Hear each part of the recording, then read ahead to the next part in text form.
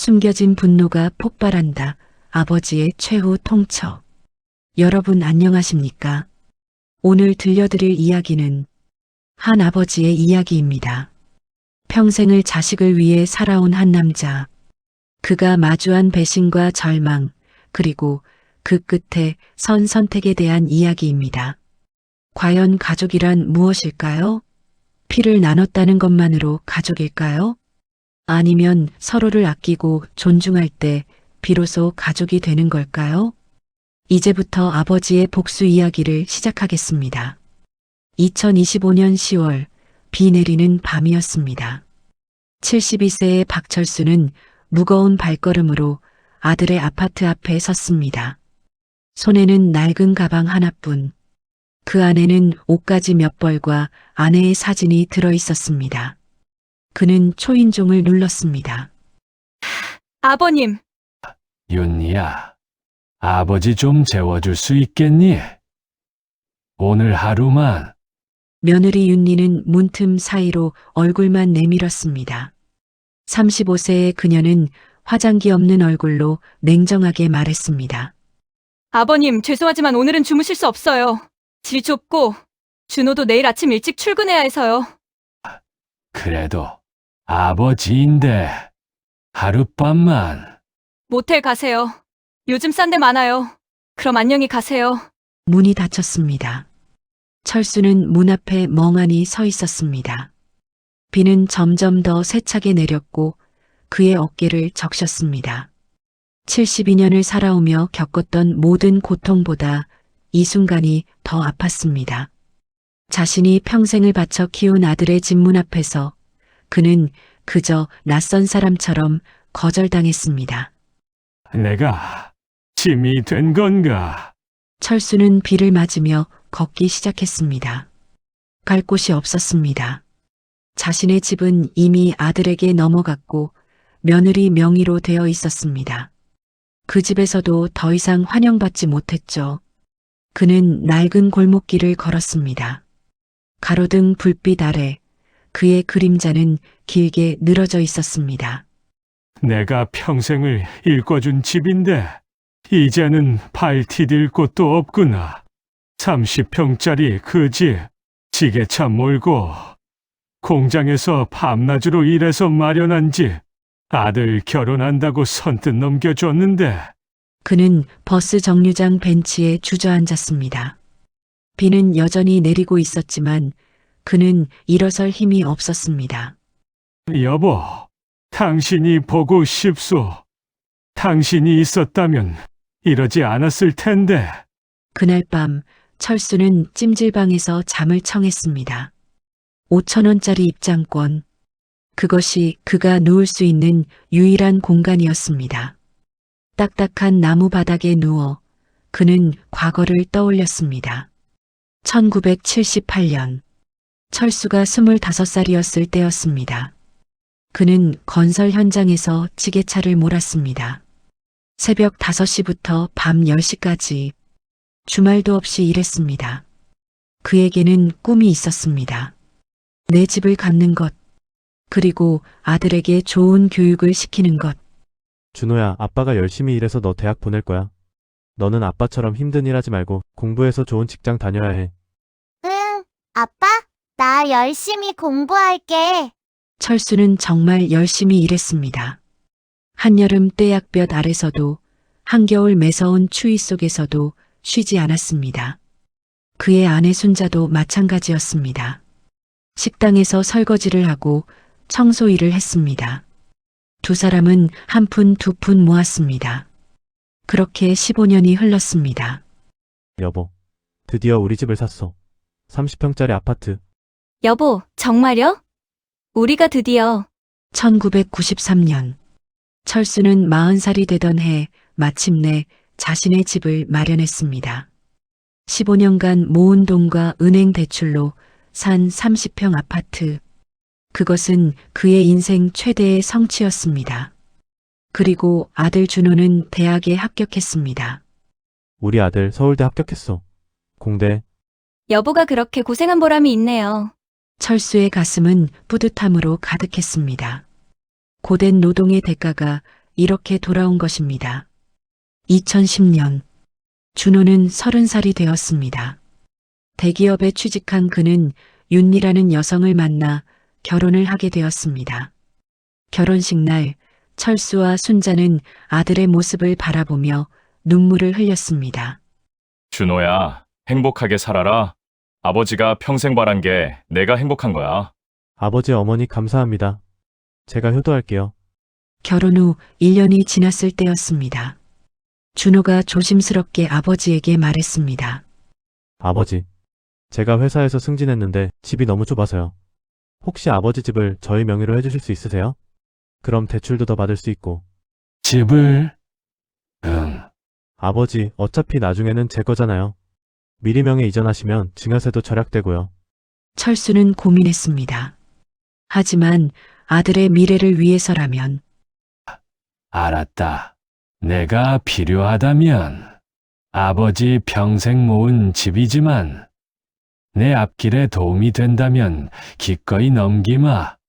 2011년 3월 철수는 자신의 집을 아들에게 증여했습니다. 등기소에서 서류에 도장을 찍는 순간 그는 알지 못했습니다. 그것이 자신의 인생을 송두리째 바꿀 결정이라는 것을. 준호야, 행복하게 살아라. 이 집에서 내 가정을 잘 꾸려나가게. 하지만 그가 모르는 사이 준호와 윤리는 다시 한번 명의를 변경했습니다. 며느리 윤리 명의로. 세금 문제 때문이라고 했지만 사실은 달랐습니다. 철수는 그 사실을 나중에야 알게 됩니다. 2018년 여름, 철수의 아내 순자가 쓰러졌습니다. 병원에서 내려진 진단은 폐암 말기였습니다. 보호자분, 환자분이 이미 사기입니다. 수술은 어렵고 항암 치료를 시작해야 합니다.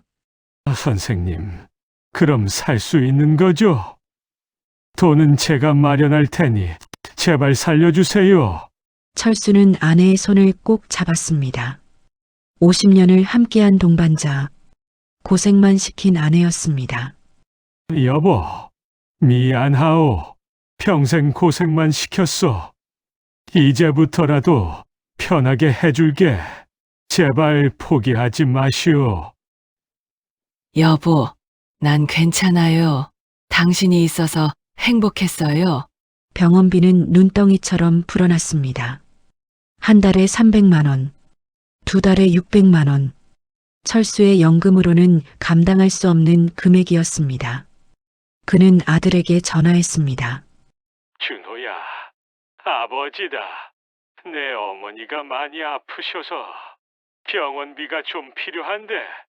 아버지, 저도 가정이 있습니다. 회사 일도 바쁘고. 병원비는 아버지가 알아서 하세요. 준호야, 내 어머니야. 평생 너 키우느라 고생하신 어머니. 아버지, 저도 제 아이들 키워야 합니다. 죄송하지만 도와드릴 수 없어요. 철수는 핸드폰을 든 채 멍하니 서 있었습니다. 아들의 목소리가 이렇게 낯설 수가 없었습니다. 그는 평생 모아둔 적금을 해지했습니다. 퇴직금도 모두 썼습니다. 그렇게 1년을 버텼습니다. 하지만 순자의 병은 나아지지 않았습니다. 여보, 준호한테 너무 서운해하지 마세요. 그 애도 힘들 거예요. 여보, 가지 마오. 제발. 2019년 가을, 순자는 세상을 떠났습니다. 철수의 곁에는 아무도 없었습니다. 아들은 회사 일이 바빠오지 못했다고 했습니다. 장례식장, 준호는 마지못해 나타났습니다. 정장을 차려입었지만 그의 얼굴에는 슬픔보다 귀찮음이 역력했습니다. 아버지, 장례는 간소하게 치르시죠. 요즘 경기도 안 좋고.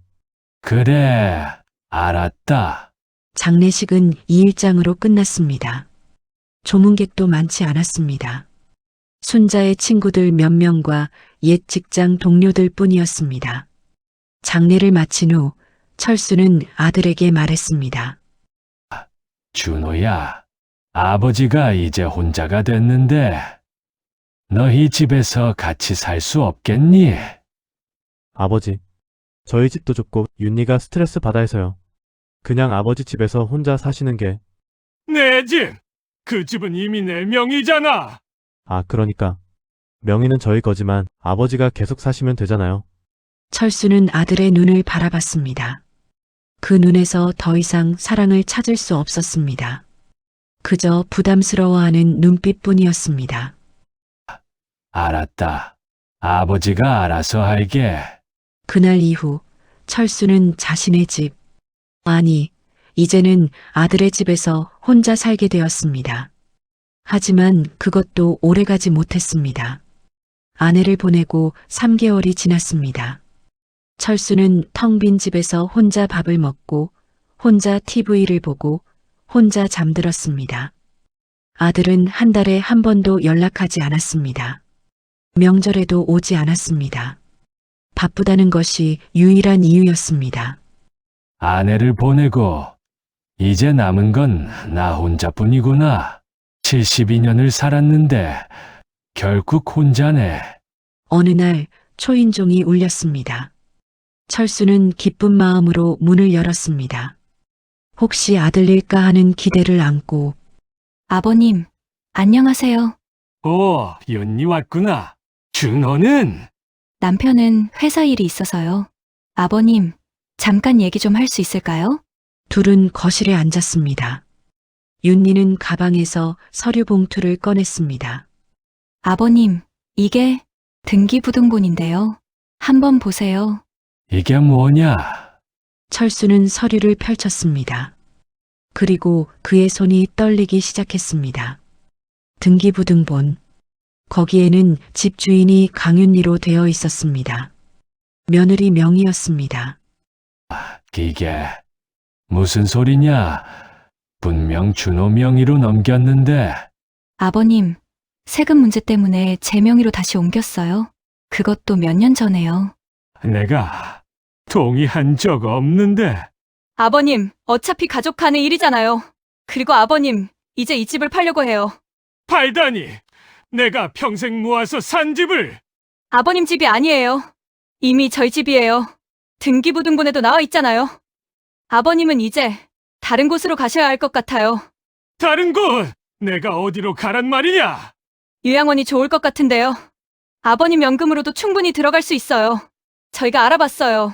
철수는 말문이 막혔습니다. 평생을 바쳐 키운 아들. 그 아들의 아내가 자신을 집에서 쫓아내려 하고 있었습니다. 준호는 뭐라고 하더냐? 남편도 동의했어요. 아버님, 현실을 받아들이세요.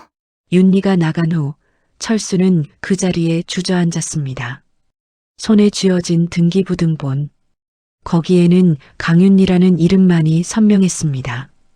그날 밤 철수는 한숨도 자지 못했습니다. 걔가 이렇게 당할 줄은 몰랐다. 내가 평생이란 게 이것뿐인가? 자식이 이렇게 무서운 거였나? 며칠 후 철수는 아들의 집 문 앞에서 거절당했습니다. 그리고 그날 밤 찜질방에서 잠을 청하며 결심했습니다. 그래, 이대로 끝내지 않겠어. 내가 살아있는 한 이대로 당하고만 있을 수는 없어. 다음 날 아침 철수는 옛 친구에게 전화했습니다. 법무사로 일하는 친구였습니다. 김 변호사, 나 박철수야. 급한 일이 있는데 좀 만날 수 있겠나? 변호사 사무실에서 철수는 자신의 상황을 설명했습니다. 철수 씨, 집을 증여한 건 법적으로 문제 없어요. 하지만 철수 씨가 생활비를 받지 못하고 있다면 부양 의무 불이행으로 소송을 걸 수 있어요. 그리고 증여 당시 부양 조건부 증여라는 걸 명시하지 않았다면 문제가 되죠. 그럼 집을 되찾을 수 있단 말인가? 쉽진 않지만 가능성은 있어요. 특히 철수 씨가 지금 주거권도 없고 생활비 지원도 없다면 말이죠. 철수는 결심했습니다. 자신의 권리를 찾기로, 아들과 며느리에게 당한 것을 그대로 돌려주기로. 소송 준비해주게. 내가 가만히 있을 수 없어. 2025년 6월 법원에서 첫 재판이 열렸습니다. 철수는 증여 취소 소송을 제기했습니다. 재판정에는 아들 준호와 며느리 윤리가 앉아 있었습니다. 그들의 얼굴은 창백했습니다. 원고 박철수 씨, 진술하십시오. 저는 2011년 아들의 미래를 위해 제 집을 증여했습니다. 하지만 조건이 있었습니다. 제가 그 집에서 계속 살 수 있다는 것, 아들이 저를 부양한다는 것. 하지만 아들은 저를 요양원에 보내려 했고, 며느리는 집에서 쫓아냈습니다. 심지어 아내가 아플 때도 병원비 한 푼 대주지 않았습니다. 피고 측 반론하십시오. 재판장님, 저도 가정이 있고 경제적으로 어려워서 증거 자료를 검토한 결과 피고는 부양 의무를 다하지 않은 것으로 보입니다. 또한 증여 당시 원고가 거주권을 조건으로 했다는 증인의 증언도 있습니다. 3개월 후 판결이 나왔습니다. 원고 승소, 증여 계약을 취소하고 해당 부동산을 원고에게 반환할 것을 명한다. 이럴 수가, 우리 집인데. 아버지 이러시면 안 됩니다. 철수는 조용히 자리에서 일어났습니다. 그의 얼굴에는 미소도 분노도 없었습니다. 다만 쓸쓸함만이 남아 있었습니다. 준호야, 아버지가 원한 건 집이 아니었어. 내가 아버지를 아버지로 대해주길 바랐을 뿐이야. 준호는 아무 말도 하지 못했습니다. 윤리는 분노에 찬 얼굴로 법정을 떠났습니다. 철수는 홀로 남았습니다. 한 달 후 진명이는 다시 철수에게 돌아왔습니다. 하지만 그는 그 집에 들어가지 않았습니다. 대신 그 집을 팔았습니다. 이 집 10억에 파시겠다고요? 네. 빨리 처리해 주세요. 집이 팔렸다는 소식을 들은 준호가 급히 찾아왔습니다. 아버지, 집을 팔았다고요? 그럼 저희는 어떻게 해요? 네, 집도 아니었잖아. 이제 너희 둘이 알아서 살아라. 아버지, 저희가 잘못했어요. 다시 기회를. 기회. 내 어머니가 아플 때 한 번이라도 병원에 왔더라면, 내가 문 앞에서 거절당했을 때 한 번이라도 미안하다고 했더라면 그땐 기회를 줬을 거야. 하지만 이젠 늦었어. 철수는 돌아섰습니다. 뒤에서 준호의 울음소리가 들렸지만 그는 돌아보지 않았습니다. 집을 판 돈 10억. 철수는 그 돈으로 작은 원룸을 하나 샀습니다. 2억짜리 작은 집. 그리고 나머지 돈을 통장에 넣었습니다. 며칠 후 그는 변호사를 찾았습니다. 김 변호사, 내가 유언장을 쓰려고 하에. 유언장을요? 내 재산 팔어. 이걸 내가 평생 가르쳤던 고아원에 기부하고 싶어. 그리고 아내 무덤 관리비로 일부 남기고. 아드님에게는 아들, 그 친구는 이미 내가 죽은 줄 알고 살던데 내가 죽어도 똑같을 거야. 유언장을 작성한 후 철수는 아내의 묘소를 찾았습니다. 가을 햇살이 따스했습니다. 여보, 나 왔어. 미안하오. 당신 살아 계실 때 더 잘해줬어야 했는데 복수는 했어. 하지만 여보, 전혀 시원하지가 않네. 오히려 더 허무하고 쓸쓸하오. 내가 원한 건 복수가 아니었나 봐. 그저 아들이 나를 사랑해 주길 바랐던 것 같소. 하지만 여보, 난 후회하지 않소. 내가 당한 걸 그냥 넘어갈 수는 없었어. 나도 자존심이 있는 사람이니까. 철수는 묘소를 내려왔습니다. 그리고 작은 원룸으로 돌아왔습니다. 그곳에서 그는 책을 읽고 TV를 보고 경로당에 나가 새로운 친구들을 만났습니다. 더 이상 누구에게 기대지 않았습니다. 혼자였지만 자유로웠습니다. 사람은 가진 걸 잃어봐야 진짜 소중한 게 뭔지 알게 되는구나. 나도, 그리고 내 아들도. 그로부터 1년 후, 준호는 철수를 찾아왔습니다. 작은 원룸 앞에서 초인종을 눌렀습니다. 누구시오? 아버지, 저예요. 준호. 철수는 문을 열었습니다. 1년 만에 본 아들은 많이 늙어 있었습니다. 아버지, 제가 정말 잘못했어요. 무슨 일로 왔나? 그냥 아버지 얼굴이 보고 싶어서요. 용서해달라는 게 아니에요. 그럴 자격도 없다는 거 압니다. 그냥 아버지가 건강하신지 확인하고 싶었어요. 철수는 아들을 바라봤습니다. 오랜 침묵이 흘렀습니다. 들어와. 차라도 한잔 하지. 두 사람은 작은 식탁에 마주 앉았습니다. 어색한 침묵. 하지만 예전처럼 차갑지는 않았습니다. 윤희랑 이혼했어요. 그랬구나. 제가 너무 어리석었어요. 아버지가 얼마나 힘들게 사셨는지, 얼마나 저를 위해 희생하셨는지, 이제야 깨달았어요. 깨달았으면 됐다. 늦었지만. 아버지, 제가 이제라도 아버지를 모실 수 있을까요? 철수는 창밖을 바라봤습니다. 노을이 지고 있었습니다. 아니다. 난 이제 혼자가 편하다. 너도 내 인생 살아라. 하지만 준호야, 네, 아버지. 가끔 이렇게 얼굴 보러 와. 차 한잔 하면서 이야기하자. 그것만으로도 충분하다. 아버지. 감사합니다. 그날 이후 준호는 일주일에 한 번씩 아버지를 찾아왔습니다. 두 사람은 천천히, 아주 천천히 관계를 회복해 나갔습니다. 철수는 알았습니다. 복수가 끝이 아니라는 것을, 중요한 건 자신의 존엄을 지키는 것, 그리고 용서는 언제나 가능하다는 것을. 사람은 가진 걸 잃어봐야 진짜 소중한 게 뭔지 안다.